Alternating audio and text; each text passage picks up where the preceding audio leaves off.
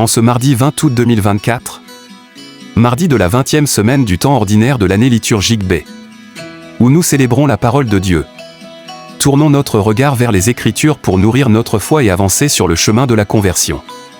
Dans la première lecture, le prophète Ézéchiel nous présente le prince de Tyr comme un homme ayant été aveuglé par son propre succès. Il s'est laissé envoûter par l'illusion d'autosuffisance, se croyant égal à Dieu à cause de ses richesses et de sa sagesse. Pourtant, Dieu, dans sa justice, rappelle au prince qu'il n'est qu'un simple mortel, vulnérable et soumis aux mêmes lois que tous les autres hommes.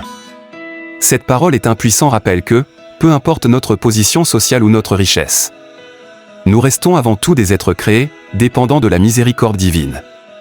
Nous devons nous interroger. En quoi notre propre cœur est-il exalté? Quels sont les domaines de notre vie où nous nous croyons autonomes? Peut-être même invincibles, oubliant que tout ce que nous avons vient de Dieu? Ce passage nous pousse à l'humilité, à la reconnaissance que tout ce que nous possédons, matériellement ou intellectuellement, est un don de Dieu, et que nous devons l'utiliser non pour notre propre gloire, mais pour celle de Dieu. Le cantique du Deutéronome renforce cette idée en nous montrant que Dieu seul a le pouvoir de vie et de mort. L'arrogance de croire que nos succès sont le fruit de notre seule intelligence ou effort est une illusion. En réalité, sans la bénédiction et la grâce de Dieu, rien de ce que nous faisons ne pourrait prospérer. Il est donc crucial de rester humble, reconnaissant que Dieu est le rocher sur lequel repose toute notre existence. L'évangile de Matthieu, quant à lui, nous montre un autre piège de l'existence humaine: l'attachement aux richesses. Jésus affirme clairement qu'il est difficile pour un riche d'entrer dans le royaume des cieux. Pourquoi? Parce que les richesses, si nous n'y prenons garde, peuvent nous enfermer dans un faux sentiment de sécurité et nous détourner de notre véritable objectif, la vie éternelle avec Dieu. Elles peuvent nous faire oublier notre dépendance à Dieu et nous amener à croire que nous pouvons tout obtenir par nous-mêmes. Pierre, parlant au nom des disciples, demande ce qu'ils recevront en échange d'avoir tout quitté pour suivre Jésus. La réponse de Jésus est pleine de promesses. Ceux qui sacrifient pour lui recevront bien plus, non seulement dans cette vie, mais surtout dans la vie éternelle. Il nous assure que les sacrifices faits par amour pour lui ne resteront pas vains. Ces lectures sont une invitation pressante à examiner nos vies. Sommes-nous parfois tentés de nous exalter dans nos réussites, oubliant que tout ce que nous avons vient de Dieu? Trop souvent, nous risquons de nous attribuer la gloire de nos succès, oubliant que sans Dieu, nous ne sommes rien. Réaffirmons avec humilité que chaque don, chaque succès, chaque talent vient de lui. Rendons-lui gloire en toutes choses, sachant que c'est en reconnaissant notre dépendance totale envers Dieu que nous resterons sur le chemin de la vraie sagesse. Apprenons à dire chaque jour, tout est grâce, Seigneur, et c'est toi qui fais tout en nous. Dans quel domaine de notre vie nous croyons-nous autonomes, pensant ne pas avoir besoin de Dieu? L'autonomie peut nous séduire, mais elle nous éloigne de Dieu. C'est dans les moments où nous pensons pouvoir tout gérer seuls que nous sommes le plus en danger. Reconnaissons que notre prétendue autonomie n'est qu'une illusion, qui nous fait oublier la source de toute vraie force. Nous devons nous tourner vers Dieu dans chaque aspect de notre vie, déposant nos fardeaux à ses pieds et acceptant de marcher dans son ombre. Car lui seul est notre véritable soutien. Voyons-nous nos richesses comme des moyens de servir Dieu? Ou nous y sommes-nous attachés au point qu'elles deviennent un obstacle? Nos richesses doivent être vues comme des outils pour le service de Dieu et du prochain, non comme des idoles. Si nous nous y attachons trop, elles deviennent des chaînes qui nous éloignent de notre vocation véritable. Engageons-nous à utiliser nos biens pour le bien commun et à partager généreusement avec ceux qui sont dans le besoin. Car c'est dans le don de soi que nous trouvons notre vraie richesse. Que nous puissions dire avec saint Paul: je considère tout comme une perte à cause de l'excellence de la connaissance de Jésus-Christ. Comment réagissons-nous face aux épreuves qui nous rappellent notre dépendance à Dieu? Les épreuves sont des rappels puissants que sans Dieu, nous sommes impuissants.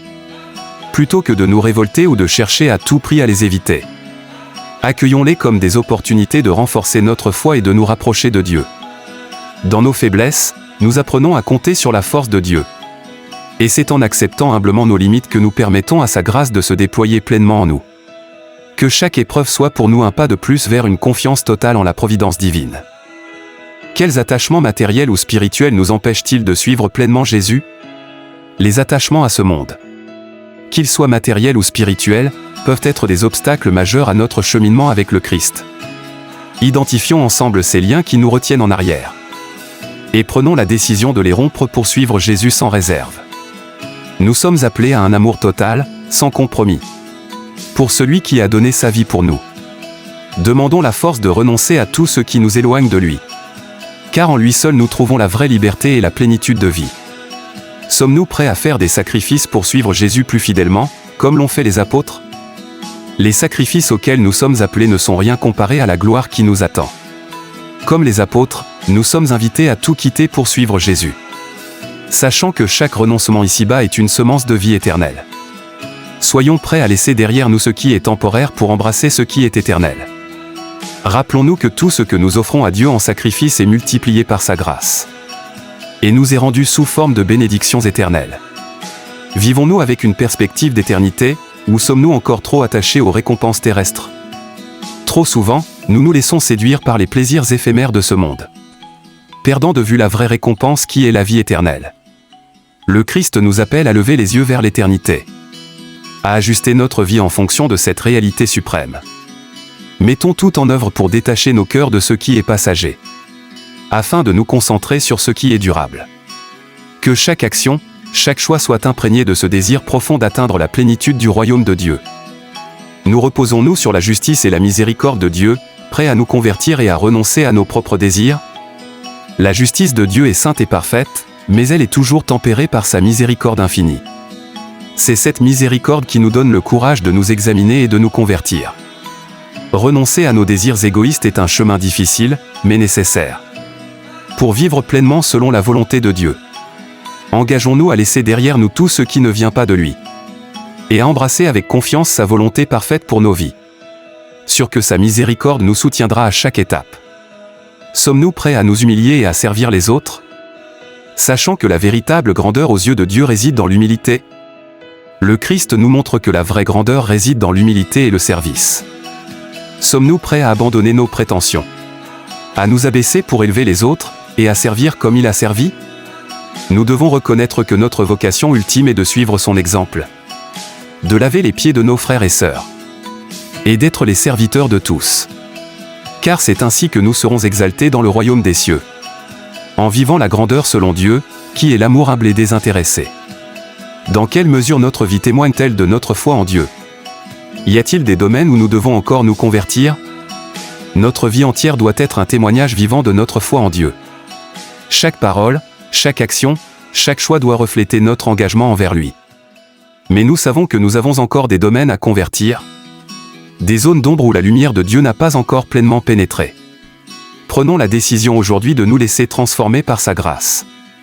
Afin que tout en nous parle de lui, et que notre vie devienne un reflet fidèle de son amour et de sa vérité. Prions ensemble pour demander la grâce de l'humilité et du détachement. Que nous puissions reconnaître que tout vient de Dieu, et qu'il est notre seul véritable refuge et source de vie.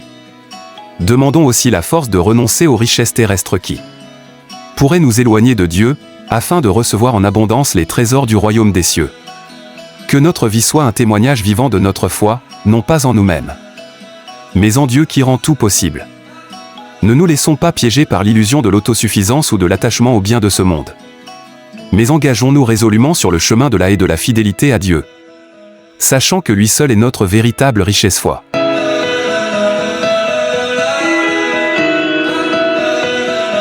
Frères et sœurs, je vous invite à aimer, commenter, partager et vous abonner à notre chaîne pour continuer à recevoir nos méditations et approfondir ensemble notre foi. Que Dieu vous bénisse. Amen. À bientôt.